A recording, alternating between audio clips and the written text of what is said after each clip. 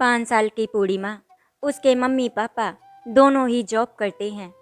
उसका एक छोटा भाई भी है जो 2 साल का है। पूर्णिमा को अपने मम्मी पापा की जॉब की वजह से अपने छोटे भाई को देखना पड़ता है। वो घर में ज़्यादातर अकेली रहती है।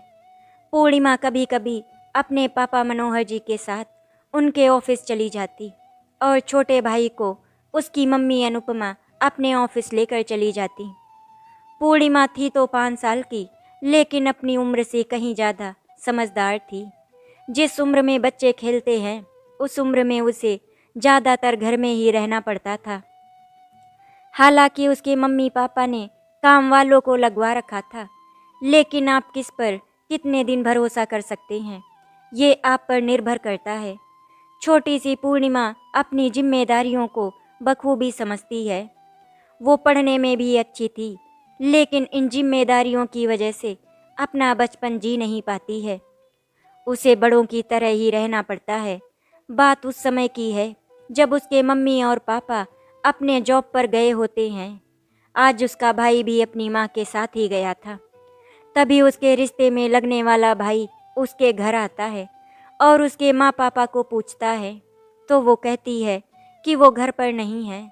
तभी उसका वो भाई उससे पानी लाने को कहता है। उस दिन नौकर भी घर पर नहीं होता है। जब वो पानी लाने जाती है कि तभी वो लड़का पीछे से किचन में पहुंच जाता है। तो पूर्णिमा उसके इस तरह से किचन में आने से डर जाती है, लेकिन वो फिर भी उसे पानी पीने को देती है। तब वो उसे बहुत ही गंदी तरीके से छूता है, जो कि पूर्णिमा को अच्छा नहीं लगता। लेकिन वो इस बात को अनदेखा कर देती है, क्योंकि एक बच्चे को गंदी नीयत और अच्छी नीयत से छूने का मतलब भी नहीं पता होता है। वैसा ही पूर्णिमा के साथ था। तभी दरवाजे की बेल बजती है, तो पूर्णिमा दरवाज़ा खोलती है। सामने उसकी माँ खड़ी होती है। वो अपनी माँ को लिपट जाती है और उस घटना को नहीं बताती है। पीछे से वो लड़का भी आता है और अनुपमा जी के पैर छूता है। अनुपमा जी उससे पानी पूछती हैं, तो वो बोला कि वो पानी पी चुका है। फिर अनुपमा जी उस लड़के से पूछती हैं कि बेटा, घर में सब ठीक है और तुम्हारे मम्मी पापा कैसे हैं? जी मौसी, घर में सब ठीक है, मम्मी पापा भी ठीक है। पूर्णिमा का छोटा भाई करण उस लड़के के साथ खेलने लगता है। पूर्णिमा भी नासमझी के कारण उसी के साथ खेलने लगती है। उसे ये नहीं पता ये लड़का कल को उसके साथ यही हरकत फिर से कर सकता है। शाम का वक्त था। पूर्णिमा अपने स्कूल का होमवर्क करने बैठती है। तभी अनुपमा जी आ जाती हैं। बेटा पूर्णिमा, मैं आपका होमवर्क करवा देती हूँ। और फिर वो पूर्णिमा का होमवर्क करवाने लगती हैं। इतने में पूर्णिमा के पापा मनोहर जी का भी ऑफिस से आने का समय हो जाता है। तभी वो लड़का अनुपमा जी से बोलता है, मासी आप जाओ, मैं पूर्णिमा का होमवर्क करवा देता हूँ। अनुपमा जी ठीक है बेटा बोलकर चली जाती हैं।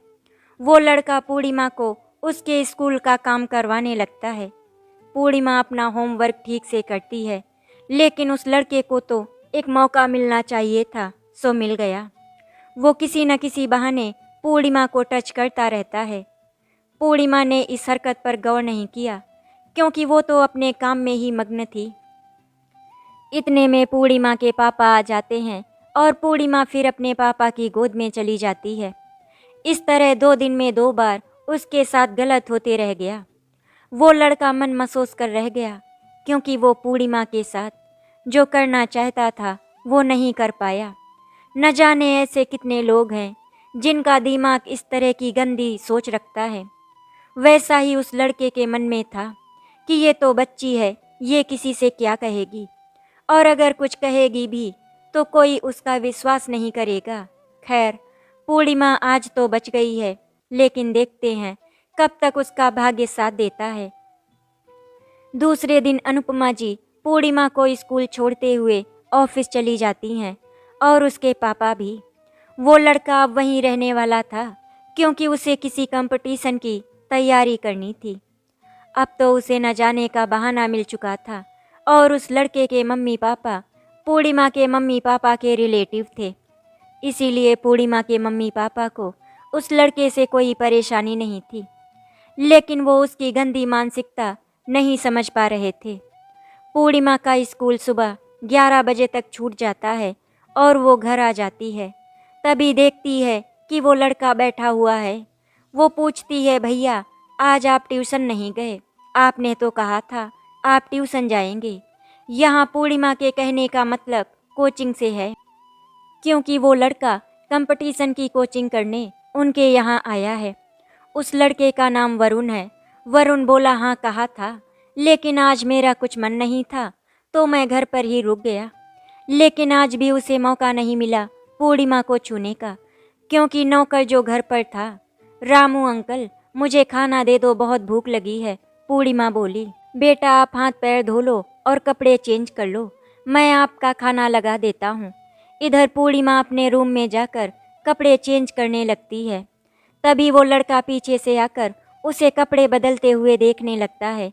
लेकिन जैसे ही पूर्णिमा को लगा कि कोई उसे देख रहा है, वो पीछे पलटती है तो देखती है वहाँ कोई नहीं है, क्योंकि वरुण छिप जाता है। इसी तरह उस लड़के को 15 दिन बीत जाते हैं। पूर्णिमा के मम्मी पापा उस लड़के की किसी भी हरकत पर कभी ध्यान ही नहीं देते। उन्हें तो वो उनके किसी खास परिचित का बेटा है, तो वो उनके लिए भी बेटा समान हुआ। एक दिन रात में वो लड़का बाहर से एक चॉकलेट लाकर पूर्णिमा और उसके भाई को देता है। पूर्णिमा खुश हो जाती है कि उसे चॉकलेट मिली, लेकिन उसे ये नहीं पता होता कि उस चॉकलेट के बदले उसके साथ क्या होगा। दूसरे दिन पूर्णिमा को स्कूल जाना था। वो लड़का पूर्णिमा की माँ से बोलता है कि मौसी आप ऑफिस जाइए, मैं पूर्णिमा को स्कूल छोड़ दूंगा। पूर्णिमा की माँ बेफिक्र होकर अपने ऑफिस चली जाती है।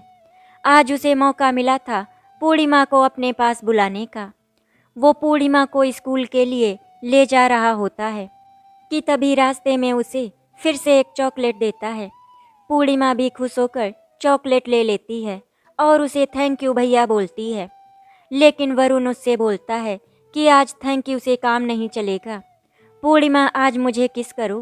पूर्णिमा वो तो बच्चा होती है, उसे तो ये भी नहीं पता कि ये किस किस की बात कर रहा है।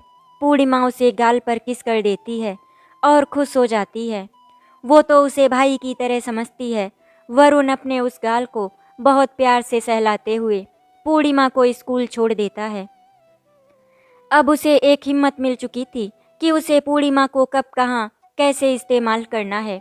वरुण अपने दोस्तों को फ़ोन करके बताता है कि कैसे उसने पूर्णिमा को छूने की कोशिश की और आज उसने उसे किस किया। जैसा वो लड़का था वैसे ही उसके दोस्त उसे उसकी इस हरकत को मना करने के बजाय और बढ़ावा दे रहे थे। आज का समाज ही ऐसा है और संगत ही ऐसी रहती है। फिर वो शाम को फ़ोन करने को बोलकर फ़ोन काट देता है और अपनी कोचिंग चला जाता है। पूर्णिमा स्कूल से घर आ जाती है और वो रामू काका से बताती है कि वरुण भैया ने आज उसे चॉकलेट दिलाई थी। रामू काका बूढ़े थे लेकिन समझदार थे। उन्होंने पूर्णिमा से मना किया कि बेटा आप चॉकलेट खाएंगे तो दांत खराब हो जाएंगे, क्योंकि उन्हें लग रहा था कुछ तो गलत है। लेकिन वो अपने साहब और मेम साहब से कैसे कहें, उन्हें समझ में नहीं आ रहा था। शाम को वरुण फिर से एक चॉकलेट पूर्णिमा के लिए और एक उसके भाई के लिए लेकर आता है और दोनों को चॉकलेट दे देता है। लेकिन अभी वो पूर्णिमा से किस करने के लिए नहीं बोलता, क्योंकि उसके मम्मी पापा और रामू काका भी घर में होते हैं। फिर भी पूर्णिमा आकर उसे किस कर देती है तो वो बहुत खुश होता है। शाम को सभी खाना खाकर सोने के लिए चले जाते हैं तो पूर्णिमा भी अपने रूम में जाती है और वरुण दूसरे रूम में। लेकिन वरुण और पूर्णिमा का कमरा आमने सामने ही पड़ जाता है, इसीलिए वरुण पूर्णिमा की हर हरकत पर नज़र रख सकता है। अपने रूम में आकर वरुण अपने फ़ोन में गलत चीज़ें देखने लगता है और उसके मन में भी उसी तरह के ख्याल आते रहते हैं। तभी आधी रात को उठकर वरुण पूर्णिमा के कमरे का दरवाज़ा खोलने की कोशिश करता है, लेकिन वो नहीं खोल पाता है। तभी उसे रामू काका देख लेते हैं और वो पूछते हैं, क्या हुआ बेटा?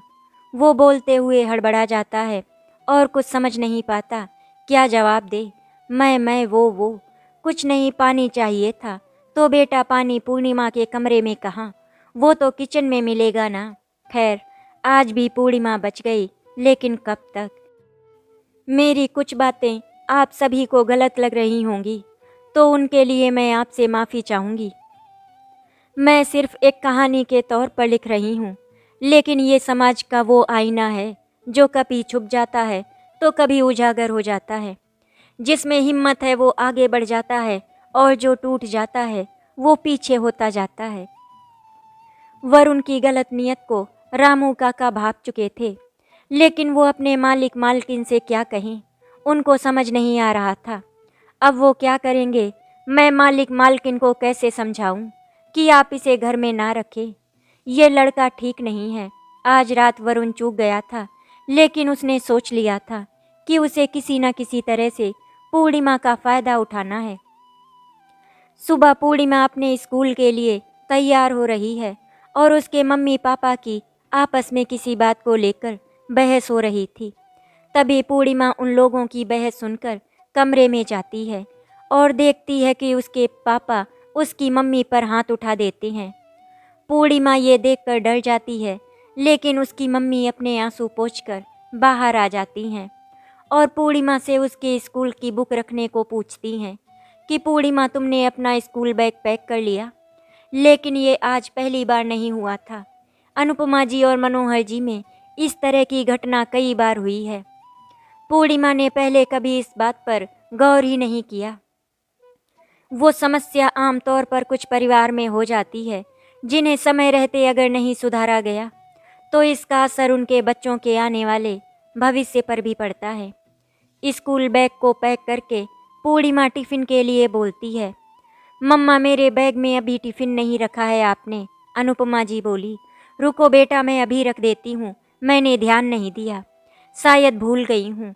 ओके मम्मा। तभी वरुण भी पूर्णिमा के पास आकर बैठ जाता है और उससे पूछता है कि आज तुम स्कूल नहीं जा रही हो? हाँ भैया, मैं स्कूल जा रही हूँ, उसी की तो तैयारी कर रही हूँ। वरुण ने पूर्णिमा को स्कूल ड्रेस पहने हुए देख लिया था, फिर भी उससे पूछता है ताकि उसे फिर से उसके साथ जाने को मिले।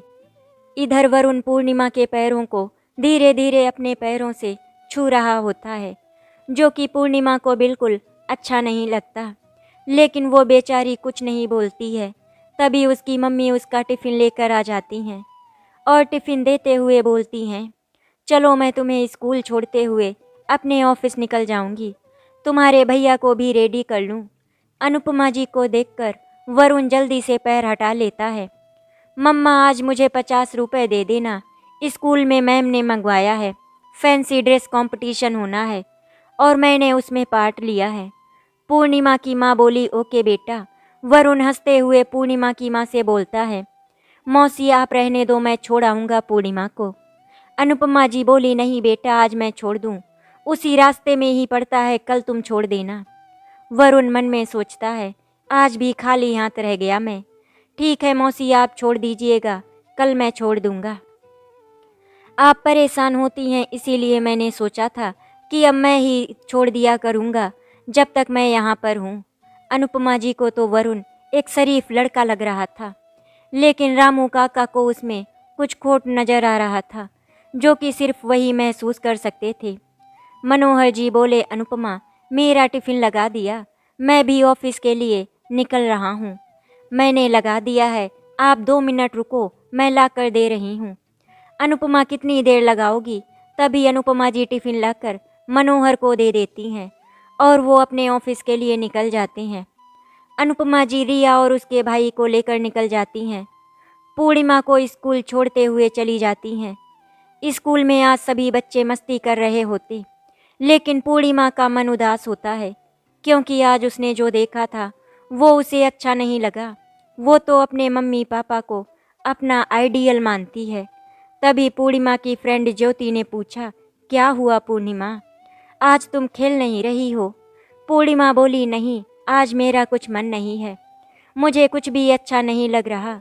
क्यों, तुझे तो खेलना बहुत पसंद है। तभी स्कूल की बेल बज जाती है और सभी बच्चे अपनी क्लास में आ जाते हैं। आज रामू काका के घर से फ़ोन आता है कि कुछ दिनों के लिए वो घर आ जाएं, उनकी अम्मा की तबीयत ठीक नहीं है। इधर रामू काका भी अपनी माँ की तबीयत सुनकर बेचैन हो जाते हैं और गांव के लिए सामान बांधने लगते हैं। जैसे ही साहब और मेम साहब आ जाएंगे, मैं 15 दिन की छुट्टी लेकर घर निकल जाऊंगा। उनकी अम्मा की तबीयत ठीक नहीं है, इसीलिए वो परेशान होते हैं और भगवान से कामना करते हैं कि वो जल्दी से ठीक हो जाएं। आज शाम को रामू काका ने पूर्णिमा के मम्मी पापा से अपने गांव जाने की इजाज़त मांगी और उन्हें अपनी माँ की बीमारी के बारे में भी बताया। पूर्णिमा के मम्मी पापा ने उन्हें कल जाने को बोल दिया और किसी भी तरह की मदद की आवश्यकता होने पर उनसे बेहिचक कह सकते हैं। पूर्णिमा के मम्मी पापा को किसी भी तरह की कोई परेशानी नहीं थी।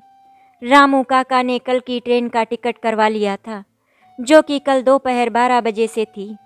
अब पूर्णिमा भगवान भरोसे ही रहने वाली थी, क्योंकि अभी तक तो रामू काका उसे वरुण से बचा लेते थे।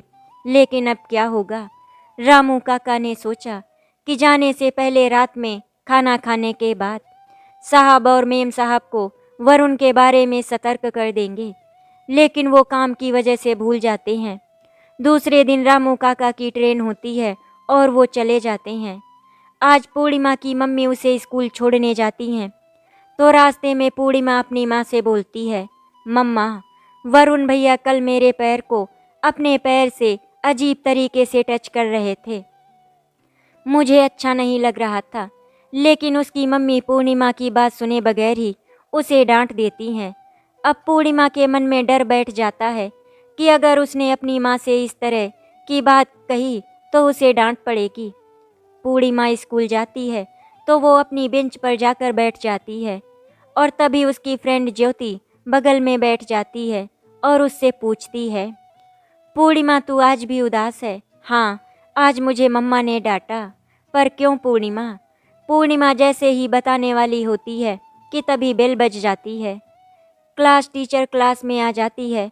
पूर्णिमा ज्योति से कुछ भी नहीं कह पाती है। उधर वरुण आज अपने दोस्तों से बता रहा होता है, आज वो बुढ़ा अपने घर गया, अब घर में डिस्टर्ब करने के लिए कोई नहीं है।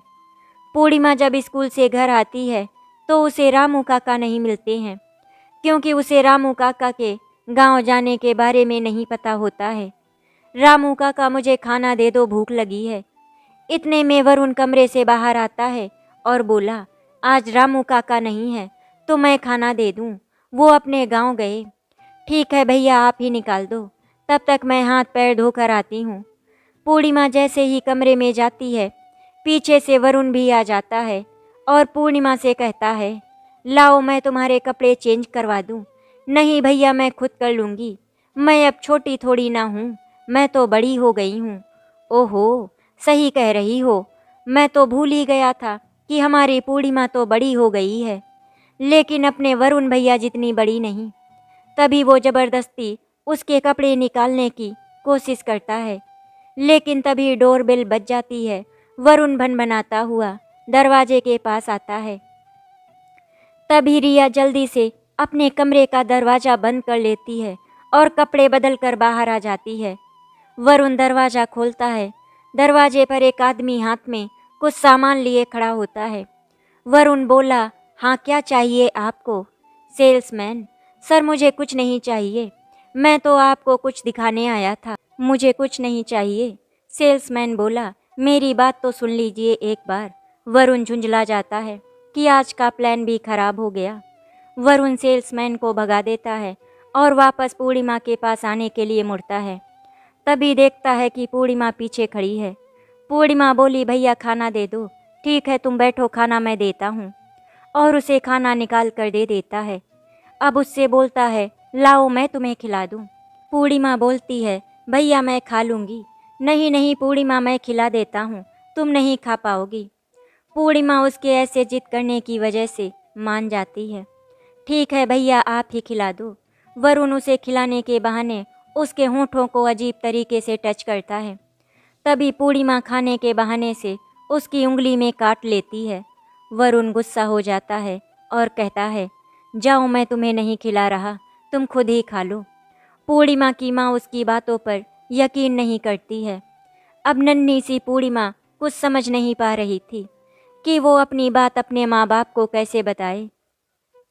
रामू काका तो अपनी माँ को देखने जा चुके हैं और वरुण की हिम्मत पहले से भी ज़्यादा बढ़ चुकी है।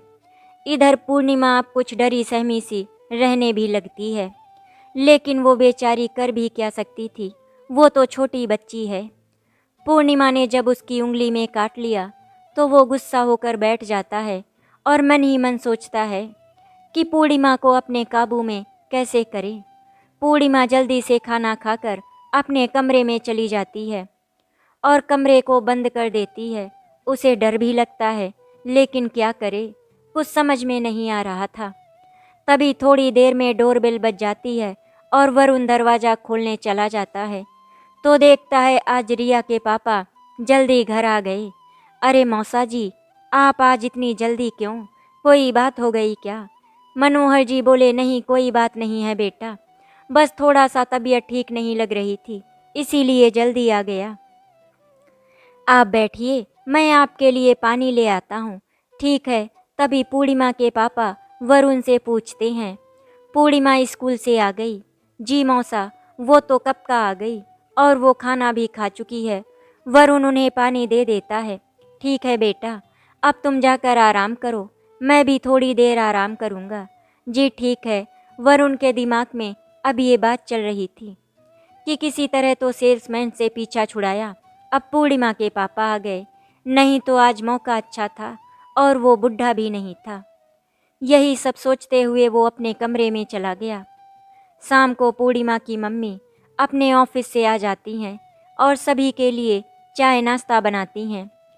कभी कभी पूर्णिमा भी अपनी मम्मी की हेल्प करवाती है और फिर अपने भाई के साथ खेलने लगती है। वरुण मौके की तलाश में तो था ही, इसीलिए उसने देखा सभी लोग चाय नाश्ते में लगे हुए हैं तो वो पूर्णिमा के पास जाने के लिए उठता है। तभी पूर्णिमा की मम्मी बोलती हैं, अरे बेटा, तुम कहाँ जा रहे हो? मैं तुम्हारे लिए भी चाय लाई हूँ। जी मौसी, मैं वॉशरूम जा रहा था। अनुपमा जी बोली, ठीक है जल्दी आ जाना, नहीं तो तुम्हारी चाय ठंडी हो जाएगी। वरुण अपने कमरे में जाने को होता है, तभी उसके दिमाग में पूर्णिमा के भाई को बुलाने का ख्याल आता है और वो उसे चॉकलेट के बहाने से अपने कमरे में बुला लेता है और पीछे पीछे पूर्णिमा भी चली जाती है। वो ये ध्यान ही नहीं देती कि वरुण ने ये शरारत जानबूझकर की है। जैसे ही पूर्णिमा का भाई वरुण के कमरे में आता है और पीछे से पूर्णिमा भी कमरे में पहुंच जाती है, वरुण तुरंत ही दरवाज़ा बंद कर लेता है और पूर्णिमा को जोर से पकड़ लेता है और उससे बोलता है, अगर तुमने कोई भी आवाज़ की तो मैं तुम्हारे भाई को बहुत मारूंगा। अब पूर्णिमा डर कर कुछ नहीं बोलती है, इससे वरुण की हिम्मत बढ़ जाती है और पूर्णिमा का भाई छोटा होता है तो उसे ये भी समझ नहीं आता कि उसकी बहन के साथ क्या होने वाला है। थोड़ी ही देर में वरुण पूर्णिमा के बदन पर गंदे तरीके से हाथ फिराता है, जो कि पूर्णिमा को अच्छा नहीं लगता। तभी पूर्णिमा की मम्मी की आवाज़ वरुण को सुनाई देती है और वो जल्दी से पूर्णिमा को छोड़कर चाय पीने चला जाता है, क्योंकि उसे डर भी लग रहा था कि अगर किसी ने उसे इस तरह देख लिया तब उसके इरादे पूरे नहीं होंगे। उसके पीछे ही पूर्णिमा भी कमरे से बाहर आ जाती है और अपने भाई को भी ले आती है, लेकिन पूर्णिमा पर उसके मम्मी पापा ध्यान ही नहीं देते कि उनकी बेटी को अचानक से क्या हुआ और वो वरुण के कमरे में क्यों गई। पूर्णिमा के मम्मी पापा वरुण से उसकी पढ़ाई के बारे में पूछ रहे थे और आने वाले पेपर के बारे में। वो बोला उसकी पढ़ाई अच्छी चल रही है और आने वाली 16 तारीख को उसका इम्तिहान है। पूर्णिमा की मम्मी वरुण से फिर बोली, घर में मम्मी पापा से बात हुई तुम्हारी, वो सब कैसे हैं? जी वो सब ठीक है। दरअसल माँ बाप अपनी आपसी लड़ाई की वजह से जब अपने बच्चों को भूल जाते हैं तब यही परिस्थिति उत्पन्न होती है, जैसा पूर्णिमा के साथ हो रहा है। आज पूर्णिमा बहुत खुश थी क्योंकि उसके स्कूल में उसका रिजल्ट मिलने वाला था और उसके सारे पेपर बहुत अच्छे गए थे, इसीलिए उसे पता था कि वो बहुत अच्छे नंबरों से पास होगी। पूर्णिमा स्कूल जाती है तो सभी टीचर उसे बेस्ट विशेस देते हैं, क्योंकि वो अपने स्कूल की सबसे अच्छी और प्यारी स्टूडेंट होती है। आज जब पूर्णिमा स्कूल पहुंची तो उसकी क्लास टीचर उससे बोली, पूर्णिमा, आज तुम्हारे मम्मी पापा दोनों नहीं आए, किसी एक को तो ले आती बेटा। तुमने क्या घर पर बताया नहीं कि आज तुम्हारा रिजल्ट मिलने वाला है? पूर्णिमा बोली, मैम, मम्मी और पापा ऑफिस चले गए थे, इसीलिए मैं बता नहीं पाई। ओके पूर्णिमा, कोई बात नहीं, लेकिन नेक्स्ट टाइम से ध्यान रखना कि आप अपने मम्मी पापा में से किसी एक को लेकर जरूर आना। आज तो मैं रिजल्ट दे रही हूँ और यहाँ पर साइन करवा लेना। Okay teacher. क्लास टीचर बहुत प्यार से उसको टच करती है। तब पूर्णिमा को अच्छा लगता है, उसको गंदी वाली फीलिंग नहीं आती। पूर्णिमा आज अपने स्कूल से जब घर पहुँचती है तो घर पर देखती है कि उसके मम्मी पापा आज ऑफिस ही नहीं गए। वे दोनों आपस में लड़ रहे हैं और वरुण बैठा टीवी देख रहा है। अब वो बेचारी डर के मारे अपने रूम में चुपचाप चली जाती है। ये कहीं न कहीं और बहुत हद तक हम सबके साथ होता है कि हम सब कभी न कभी आपस में लड़ते हैं तो हम अपने बच्चों को भूल जाते हैं। मैं ये नहीं कहूँगी कि ऐसा अन्य करते हैं हम, मतलब मैं भी इसमें आती हूँ। तो खासकर अगर इस बात का ध्यान रखेंगे कि हमारे बच्चों पर इसका क्या असर पड़ेगा तो ये बहुत अच्छा होगा। अब आगे बढ़ते हैं। पूर्णिमा अपने कपड़े बदलती है और बाहर आकर चुपचाप बैठ जाती है। पूर्णिमा का भाई कमरे में सो रहा होता है। वरुण का खुराफाती दिमाग बस इसी तरह की फितूर में उलझा रहता है। कुछ लोग ऐसे होते ही हैं कि उन्हें ऐसी ही चीज़ें दिखती हैं और ऐसी ही चीज़ें समझ आती हैं। पूर्णिमा जब सोफे पर आकर बैठती है तो वरुण उसके पास आकर बैठ जाता है। रिया वरुण के पास बैठने से थोड़ा सा अनकंफर्टेबल हो जाती है। उसे अच्छा नहीं लगता तो वो उठकर जाने लगती है, लेकिन वरुण उसे फिर से बैठा देता है कि वो उसी के पास बैठी रहे। अभी उसके मम्मी पापा लड़ाई कर रहे हैं। पूर्णिमा, तुम्हारे मम्मी पापा क्या ऐसे ही लड़ते हैं? पूर्णिमा पहले तो कुछ नहीं बोलती है, फिर हाँ में सिर हिला देती है और वरुण अब बहुत खुश होता है। उसे ऐसे ही किसी मौके की तलाश होती है, क्योंकि बहुत से लोग ऐसे मौके तलाशते ही रहते हैं ताकि वो किसी और का फ़ायदा उठा सके। पूर्णिमा का 6वां जन्मदिन आने वाला था, जो कि 2 दिन बाद ही था। इधर पूर्णिमा के मम्मी पापा लड़ाई करके बाहर आ जाते हैं तो देखते हैं पूर्णिमा बाहर वरुण के साथ बैठी हुई है। पूर्णिमा की मम्मी बोली, पूर्णिमा बेटा, आपने कुछ खाया? पूर्णिमा की आंखों में आंसू आ जाते हैं। नहीं मम्मा। पूर्णिमा के पापा घर के बाहर चले जाते हैं क्योंकि उन्हें इस समय सबके साथ नहीं बैठना होता है। पूर्णिमा की मम्मी बोली, चलो बेटा, मैं खाने को देती हूँ। ओके मम्मा। तभी पीछे से वरुण भी बोला, मौसी जी जरा हमें भी दे दीजिए। अब वो पूर्णिमा को आंख मारता है। पूर्णिमा उसके इस तरह के व्यवहार से डर जाती है क्योंकि वो इसके लिए अजीबोगरीब चीज़ थी जो वो समझ नहीं पा रही थी और उसकी माँ ने उसे इन सब चीज़ों के बारे में समझाया या बताया भी तो नहीं होता, क्योंकि इतने छोटे बच्चों को आप क्या समझाएंगे और क्या बताएंगे। पूर्णिमा इन इशारों को नहीं समझ पा रही थी कि इनका क्या मतलब है। अगर वरुण कहीं टच करता है तो उसका क्या मतलब है। ये परेशानी पूर्णिमा की मम्मी की ही नहीं, हम सब बहुत ही माँओं की भी है, जो इतने छोटे बच्चों को गुड टच बैड टच कैसे समझाएं और कैसे बताएं, क्योंकि इतना छोटा बच्चा कुछ समझता भी तो नहीं, और जो समझ में भी आता है तो बच्चा अपनी उम्र से जल्दी ही बड़ा हो जाता है और वो अपने बचपन को ठीक से जी भी नहीं पाता है। बेचारी पूर्णिमा भी इन्हीं परिस्थितियों से जूझ रही थी, क्योंकि उसके मम्मी पापा की लड़ाई में कहीं न कहीं वो भी पिस रही थी और पहले तो कोई भी उसका फ़ायदा उठाने के लिए नहीं था, लेकिन अब वरुण जैसा राक्षस घर में ही बैठा है। उसे राक्षस कहना गलत नहीं है। आजकल समाज में जो ये हो रहा है, इसे कहाँ तक सही और कहाँ तक गलत कहा जाए, कुछ समझ में नहीं आता, क्योंकि इस तरह के लोग, रिश्ता कैसा भी हो, सगा हो या बाहरी, किसी पर आंख बंद कर विश्वास नहीं कर पाते हैं, या फिर यूं कहे कोई विश्वास के काबिल ही नहीं रह गया। अपने खून तक पर तो भरोसा रहता नहीं है और बाहरी पर कैसे रखें। पूर्णिमा जल्दी से अपना खाना लेकर अपने रूम में खाने चली जाती है। अनुपमा जी बोली, पूर्णिमा बेटा रुको, मैं आ रही हूँ, जरा 2 मिनट तो रुको, और रूम में क्यों जा रही हो? नहीं मम्मा, आज मैं रूम में ही खाऊंगी। ठीक है बेटा, कोई बात नहीं, खा लो। पूर्णिमा अपने कमरे में अपना रिजल्ट देखती है और खूब रोती है, क्योंकि वो तो अच्छे नंबर से पास थी, लेकिन उसके मम्मी पापा के पास इतना भी टाइम नहीं था कि कोई उससे पूछ सके कि उसके पेपर कैसे गए और उसका रिजल्ट आया या नहीं। आज पूर्णिमा के मम्मी पापा में बहुत बहस हुई। इसका नन्ही सी पूर्णिमा पर बहुत असर हो जाता है, जो कि छोटे बच्चों के लिए ठीक नहीं है। रात में जब पूर्णिमा अपने कमरे में सोने जाती है तो वरुण उसके दरवाजे की कुंडी में हुक फंसाता है, जिससे कि दरवाज़ा बंद नहीं हो पाता। पूर्णिमा ये बात समझ नहीं पाती कि आज दरवाज़ा बंद क्यों नहीं हो रहा, लेकिन पूर्णिमा ने इस बात का ध्यान ही नहीं दिया कि इसमें हुक फंसा हुआ है, और वो जाकर अपने बेड पर लेट जाती है। थोड़ी ही देर में मम्मी पापा की लड़ाई के बारे में सोचते सोचते बच्ची सो जाती है। पूर्णिमा के मम्मी पापा भी अपने छोटे बेटे को लेकर अपने रूम में सो जाते हैं। इसी का फ़ायदा वरुण उठाता है। आज वो पूर्णिमा के रूम में चला जाता है और उसके मुंह पर हाथ रख देता है ताकि वो चीख नहीं सके। वरुण उसके शरीर पर बहुत ही गंदे तरीके से हाथ फिराता है और वो बेचारी बच्ची छटपटाती ही रहती है, कुछ कर नहीं पाती है। उसे बहुत ही दर्द होता है, लेकिन वो बच्ची आज कुछ बोल भी नहीं पाती।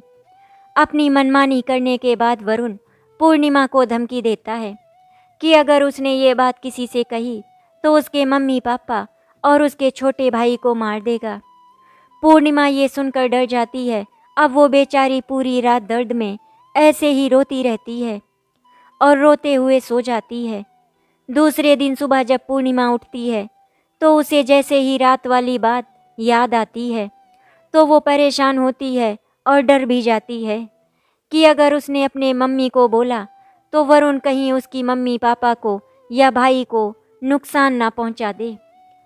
जब पूर्णिमा ये सोच रही होती है तभी उसकी मम्मी की आवाज़ आती है, पूर्णिमा बेटा, आज कितनी देर में आपका उठने का मन है?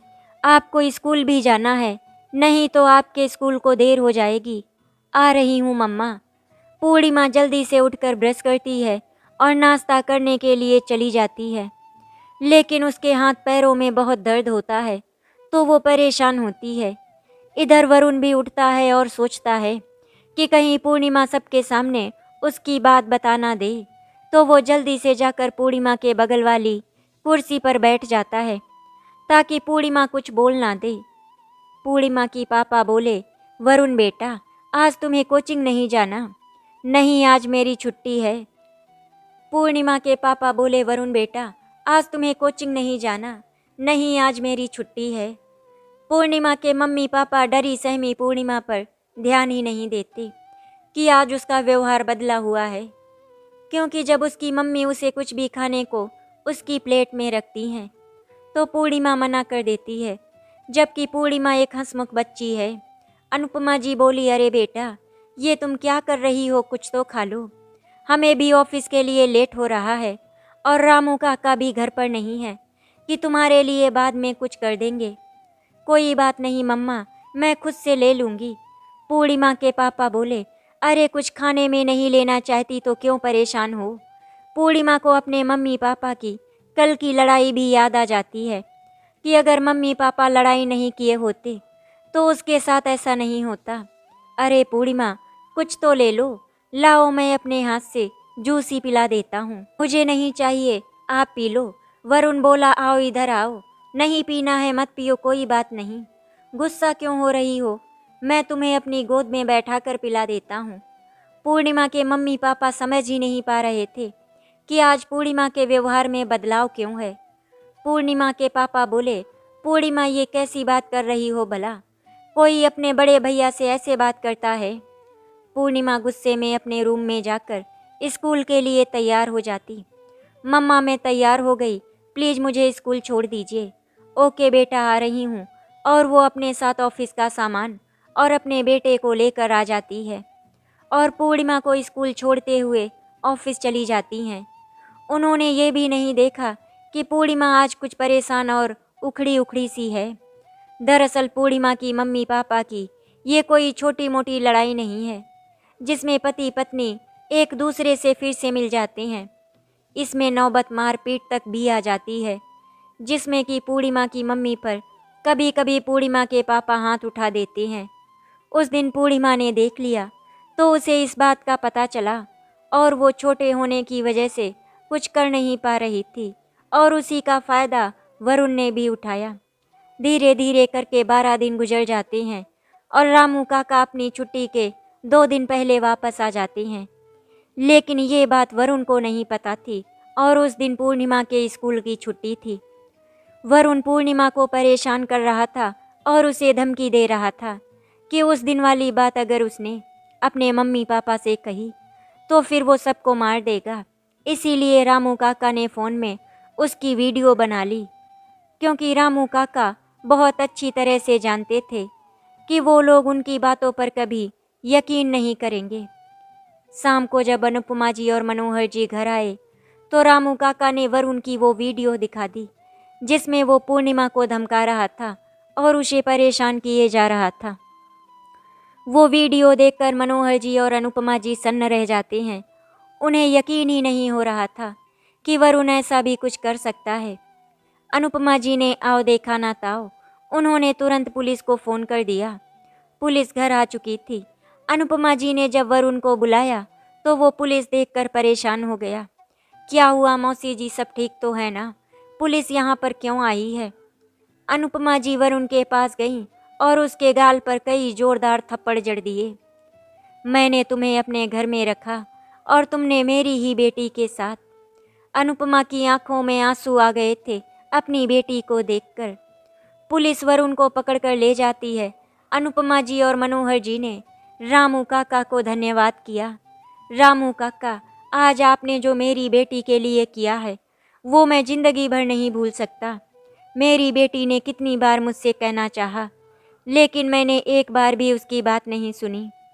अनुपमा और मनोहर जी ने अपनी बेटी को गले से लगा लिया और उन दोनों ने अपने बच्चों को समय देना भी शुरू कर दिया, क्योंकि उन्हें अपनी गलती का एहसास हो गया था। लेकिन उनको ये एहसास बहुत देर से हुआ, क्योंकि तब तक उनकी बेटी पूर्णिमा बहुत कुछ झेल चुकी थी। हमें अपने बच्चों की बातों को कभी इग्नोर नहीं करना चाहिए। अगर वो कुछ कहते हैं तो हमें एक बार उनकी बातें समझने की कोशिश ज़रूर करनी चाहिए। धीरे धीरे करके 1 साल गुजर गया और अब पूर्णिमा खुश रहने लगी थी और पूर्णिमा को खुश देखकर उसके मम्मी पापा भी अब खुश थे। आशा करती हूँ आपको हमारी कहानी अच्छी लगी होगी। अगर आपको हमारी कहानी अच्छी लगी तो वीडियो को लाइक एंड शेयर करें, चैनल को सब्सक्राइब करें। वीडियो देखने के लिए आपका धन्यवाद।